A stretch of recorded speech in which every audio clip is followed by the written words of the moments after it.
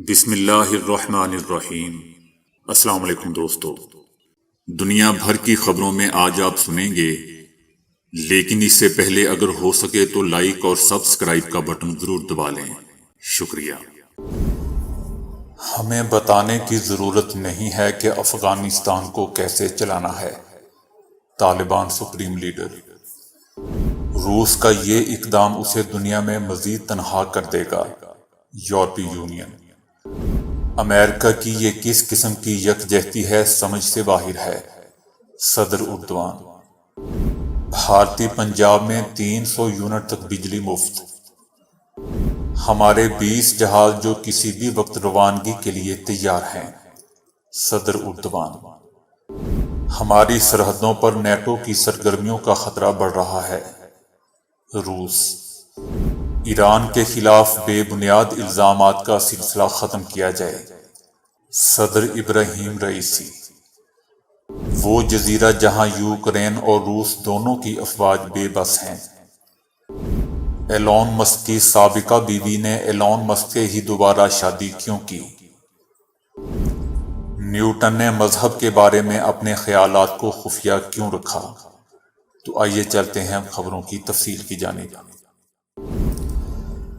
طالبان کے supreme leader ہیبت اللہ نے دنیا کو خبردار کیا ہے کہ وہ یہ بتانا بند کر دیں کہ افغانستان کو کیسے چلانا ہے۔ شرعی قانون ہی ایک کامیاب اسلامی ریاست کے لیے واحد نمونہ ہے۔ طالبان کے گزشتہ سال اگست میں اقتدار میں آنے کے بعد ان کے سپریم کمانڈر کی عوامی سطح پر کوئی تصویر نہیں لی گئی اور نہ ہی ویڈیو بنائی گئی ہے۔ کابل میں 3000 سے زائد علماء اکٹھے ہیں اور کئی روز سے ہیبت اللہ کی آمد کے حوالے سے چیم گوئیاں ہو رہی تھی، جبکہ میڈیا کو بھی اجتماع کی کوریج سے روک دیا گیا تھا۔ ان کے 1 گھنٹے کے طویل خطاب، جسے صرف سرکاری ریڈیو پر نشر کیا گیا، انہوں نے کہا کہ دنیا ہمارے معاملات میں مداخلت کیوں کر رہی ہے۔ وہ کہتے ہیں کہ تم یہ کیوں نہیں کرتے، تم ایسا کیوں نہیں کرتے، دنیا ہمارے کام میں مداخلت کیوں کر رہی ہے۔ ماہرین کا کہنا ہے کہ ہیبت اللہ کی تحریک پر آئینی گرفت ہے۔ ہیبت اللہ مشکل سے ہی قندھار، جہاں سے طالبان تحریک شروع ہوئی، وہاں سے باہر نکلتے ہیں۔ ان کی ایک تصویر اور تقریروں کی ریکارڈنگز کے علاوہ ان کا ڈیجیٹل دنیا میں کوئی نام و نشان نہیں ہے۔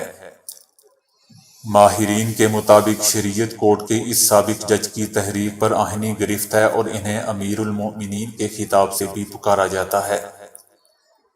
ان کی میٹنگ ہال آمد کے موقع پر خوشی کا اظہار کیا گیا اور امارات اسلامیہ افغانستان زندہ باد کے نعرے لگائے گئے۔ ہیبت اللہ دوستو، افغانستان میں آنے والے ہولناک زلزلے کے تقریباً 1 ہفتے بعد منظر عام پر آئے ہیں۔ علماء کے اس اجلاس میں کوئی خاتون شامل نہیں تھی۔ روس نے بلغاریہ کی جانب سے 70 روسی سفارتکاروں کو ملک بدر کرنے کے رد عمل میں بلغاریہ کے ساتھ سفارتی تعلقات منقطع کرنے کی دھمکی دے دی ہے، جس پر یورپی یونین نے افسوس کا اظہار کرتے ہوئے کہا ہے کہ روس کا یہ اقدام اسے دنیا میں مزید تنہا کر دے گا۔ یورپی یونین نے یورپی ممالک کی جانب سے بلغاریہ کو ہر ممکن مدد اور تعاون کی یقین دہانی کراتے ہوئے کہا ہے کہ وہ اپنے دوست ملک کو ایک جارحیت پسند ملک کا نوالا نہیں بننے دیں گے۔ بلغاریہ نے جن 70 روسی سفارتکاروں کو ملک چھوڑنے کا حکم دیا، وہ ویانا کنونشن کی خلاف ورزی کے مرتکب پائے گئے تھے۔ اس سے پہلے فرانس نے بھی ایسے ہی الزام میں روسی سفارتکاروں کو ملک بدر کر دیا تھا۔ دوستو، یاد رہے کہ بلغاریہ نے جاسوسی کے الزام میں 70 روسی سفارتکاروں کو فوری طور پر اپنے ملک واپس جانے کا حکم دیا تھا۔ صدر رجب طیب اردوان نے کہا ہے کہ سویڈن نے 73 تخریب کاروں کی حوالگی کا وعدہ کیا ہے، مگر اب تک اس نے صرف 3 یا 4 واپس کیے ہیں، جو کہ ناکافی ہیں۔ اس سارے عمل کا ہمارے وزیر انصاف، وزیر خارجہ اور خفیہ ایجنسی کے سربراہ تعاقب کریں گے۔ اگر ان کی واپسی میں کوئی رکھنا یا بہانوں کا پتہ چلا تو ہمارے متعلقہ ادارے اس سلسلے میں ضروری اقدامات لیں گے۔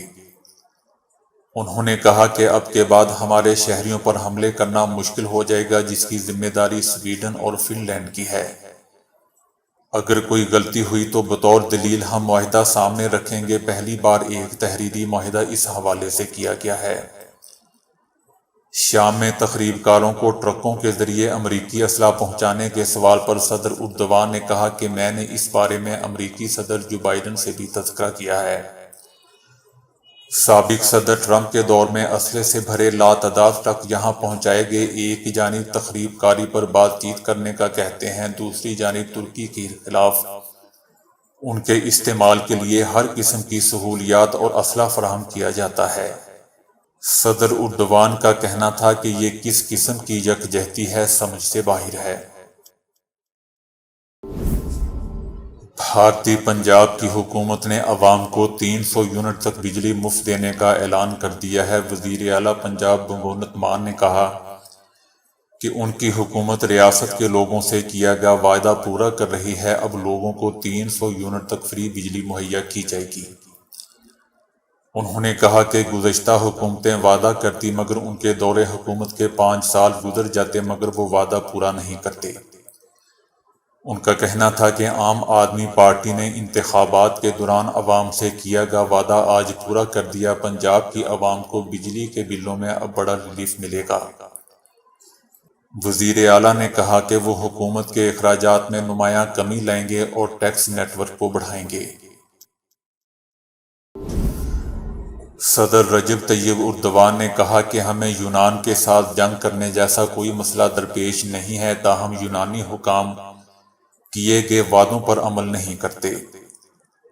ان کا اصل مسئلہ یہی ہے۔ صدر اردوان نے کہا کہ یونان نے 147 بار فضائی خلاف ورزیاں کی ہیں۔ اگر ہم پڑوسی اور دوست ہیں تو آپ ہماری فضائی حدود کی خلاف ورزی کیوں کر رہے ہیں؟ ہماری فضائیہ اس کا جواب دینے کی بھرپور صلاحیت رکھتی ہے، اور اگر یونان نے ایسا کرنے کا سلسلہ جاری رکھا تو پھر ہم اپنی ذمہ داریاں ادا کرنے سے گریز نہیں کریں گے۔ بحر اسود سے اناج کی راہداری کھولنے کی منصوبہ بندی کے بارے میں صدر اردوان نے کہا کہ صدر پیوٹن اور یوکرین کے صدر کے ساتھ بات چیت کریں گے۔ ہم ان ممالک کو گندم، جو، سورج مکھی بھیج سکتے ہیں جو ثالثی کا شکار ہیں۔ ہمارے تقریباً 20 جہاز ہیں جو کسی بھی وقت روانگی کے لیے تیار ہیں۔ روس نے کہا ہے کہ ہماری حدود کے اطراف بالخصوص بالٹک ریاستوں اور پولینڈ میں نیٹو کی سرگرمیاں باعث تشویش ہیں۔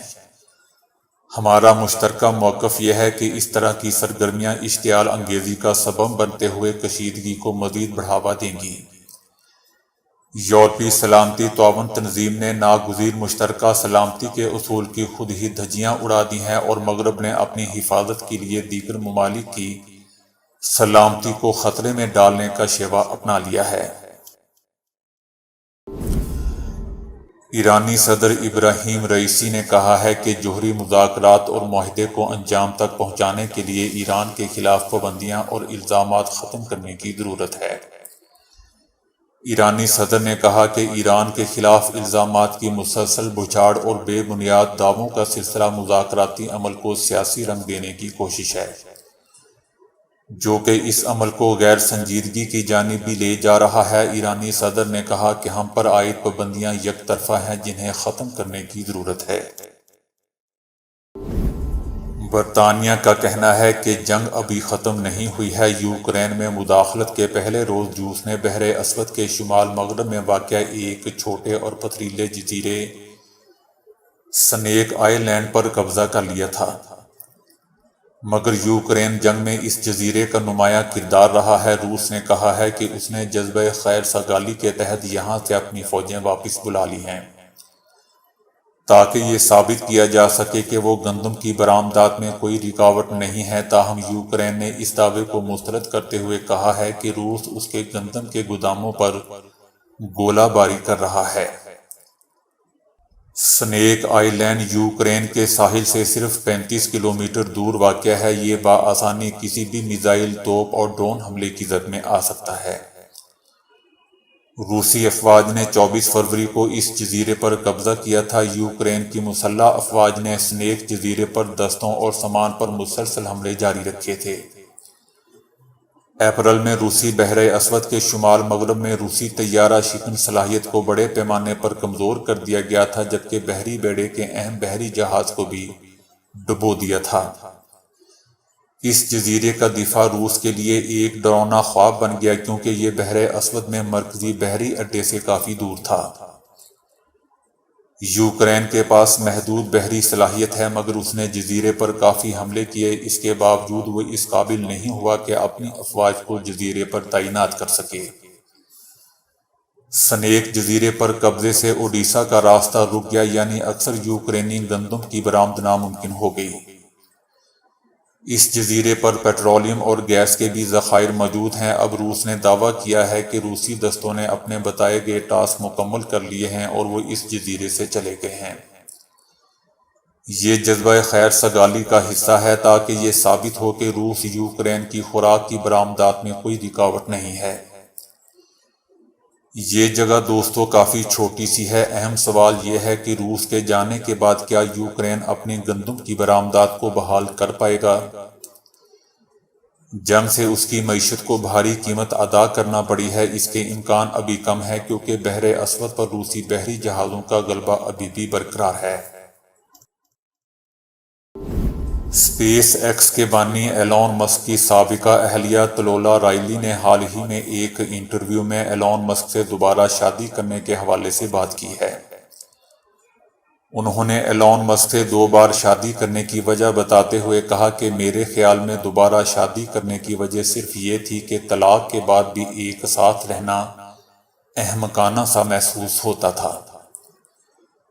انہوں نے کہا کہ ہم طلاق کے بعد بھی عادتاً ایک دوسرے کو کہہ رہے ہوتے تھے کہ یہ میرا شوہر ہے یا یہ میری بیوی ہے، اور پھر خیال آتا کہ ہم تو اب میاں بیوی نہیں رہے۔ یہ صورتحال دیکھ کر ہم نے سوچا کہ بہتر ہے کہ ہم دوبارہ شادی کر لیں۔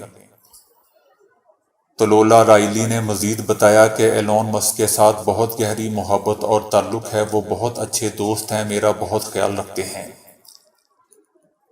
ہم اب زندگی کے ایک خوشگوار موڑ پر ہیں جہاں ہم ایک دوسرے کے ساتھ اچھا سلوک کرتے ہیں۔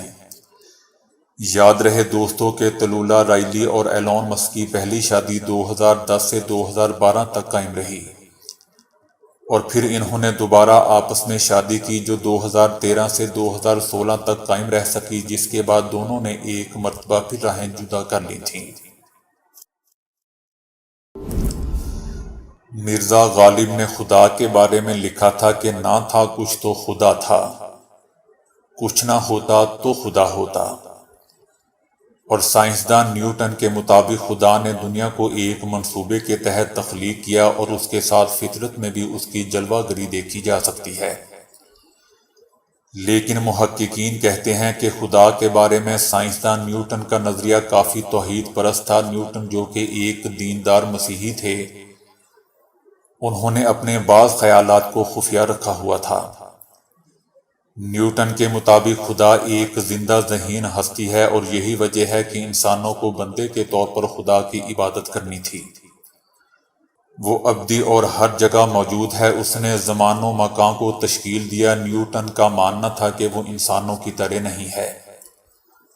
حقیقت میں خدا مکمل طور پر انسانوں سے مختلف ہے۔ وہ جسم کے بغیر ہے، اور وہ دنیا میں ہونے والے واقعات کا تجربہ کرنے کے لیے کسی جسمانی اعضاء کا محتاج نہیں ہے۔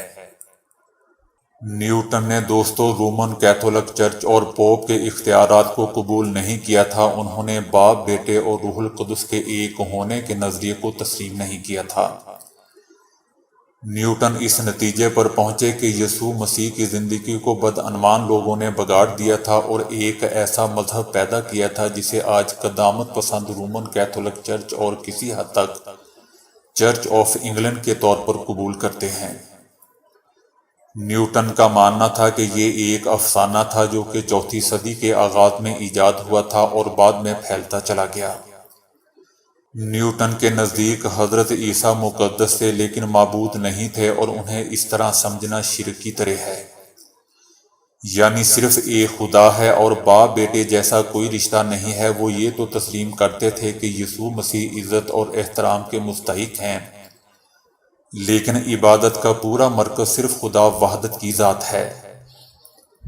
نیوٹن کے لیے یہ جاننا کہ خدا کیا چاہتا ہے تجرباتی کام کے ذریعے یعنی تجربات اور مشاہدوں کے ذریعے ممکن تھا۔ مطلب جب کوئی قدرتی دنیا سے جتنا زیادہ سیکھتا ہے، اس پر خدا کی تخلیق کی غیر معمولی ذکاوت کے بارے میں اتنے ہی زیادہ راز کھلتے ہیں۔ اس لحاظ سے مجھے ایک جملہ یاد آ رہا ہے جسے ہم نیچرل تھیالوجی کہتے ہیں اور جس کے تحت تخلیق شدہ دنیا کی صفات کو دیکھ کر خدا کے وجود کو سمجھا جاتا ہے۔ اس کی روح سے نیوٹن نے نئے شواہد پیش کیے اور اپنے اور دوسروں کے اطمینان کے لیے ثابت کیا کہ یہ سب کچھ خدا نے پیدا کیا اور اس کو سنبھالا ہوا ہے۔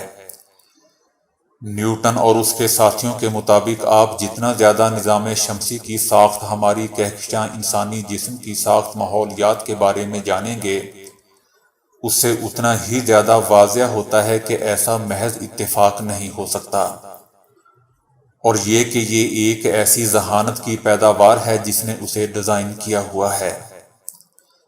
روشن خیالی کے دور میں مختلف نقطۂ نظر کے حامل بہت سے لوگ تھے جن کے خیال میں خدا ایک خیالی تصور تھا، جن میں سے بہت سے مذہب مخالف بھی تھے۔ نیوٹن نے جو کچھ کیا وہ بہت حد تک انقلابی تھا، وہ ایسی چیز تھی جو سماجی تانے بانے میں خلل ڈال سکتی تھی، اور اسی وجہ سے انہوں نے بہت سی اپنی تحریروں کو خفیہ رکھنا مناسب سمجھا ہوا تھا۔ اگر یہ بڑے پیمانے پر آشکار ہو جاتی تو ان پر کسی وقت بھی توہین مذہب کا مقدمہ چلایا جا سکتا تھا۔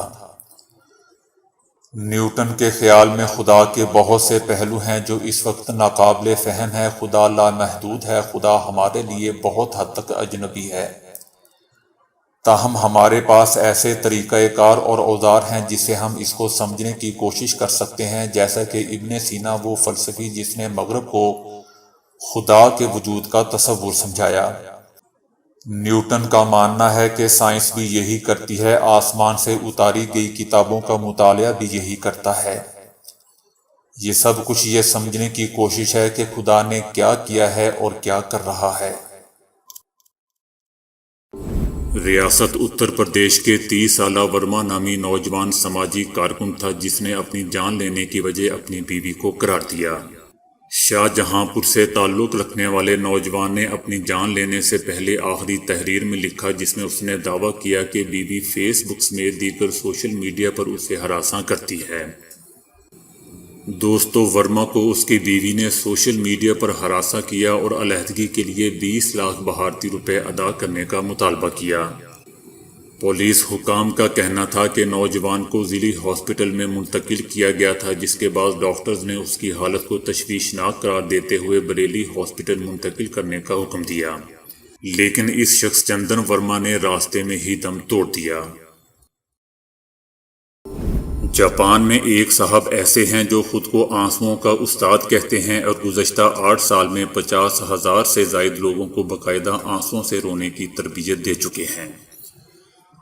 ان کے پاس کچھ ایسے طریقے ہیں جن پر عمل کر کے آپ خوب آنسو بہا سکتے ہیں، چاہے کتنے ہی سخت مزاج کیوں نہ ہو۔ عام خیال کے برعکس نفسیات میں رونے اور آنسو بہانے کی خصوصی اہمیت ہے، کیونکہ اس سے ہمارے دماغ اور اعصاب پر دباؤ کم ہوتا ہے، دل کی دھڑکنیں معمول پر کم ہوتی ہیں، جبکہ مجموعی طور پر صحت بھی اچھی رہتی ہے۔ اس کے علاوہ دوستو، رونے کے بعد انسان خود کو ہلکا پھلکا محسوس کرتا ہے اور پہلے سے بہتر محسوس کرتا ہے۔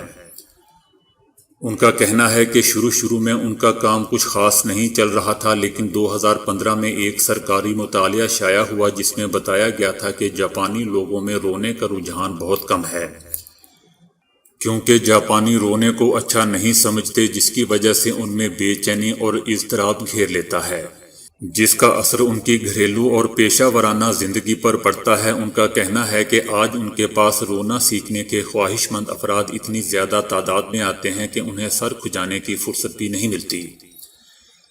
انہوں نے کچھ ایسی ٹیکنیکی اور عملی تدابیر بھی دریافت کی ہیں جنہیں اختیار کر کے کوئی بھی شخص صرف چند منٹوں میں رونا اور آنسو بہانا شروع کر دے گا۔ ایسی ہی ایک ٹیکنیک کو انہوں نے روئی کاستو آنسوؤں کی تلاش کا نام دیا ہوا ہے۔ آپ جتنا زیادہ آنسو بہائیں گے آپ کی دماغی صحت پر اتنا ہی زیادہ اور اچھا اثر پڑے گا۔ ان کا کہنا تھا کہ اگر آپ ہفتے میں صرف ایک بار آنسو بہانے کا معمول بنا لیں تو آپ اعصابی تناؤ سے آزاد زندگی گزار سکیں گے۔ لیکن دوستو مسئلہ یہ ہے کہ کون جاپان جائے؟ سستا ترین طریقہ یہ ہے کہ آپ بھی وزیر اعظم نریندر مودی اور نواز شریف کی تقریر سن لیں، پھر آپ بھی باقیوں کی طرح کہتے ہوئے پھریں گے کہ نریندر مودی اور نواز شریف کی تقاریر سن کر رونا آتا ہے۔ تو دوستو ابھی کے لیے اتنا ہی۔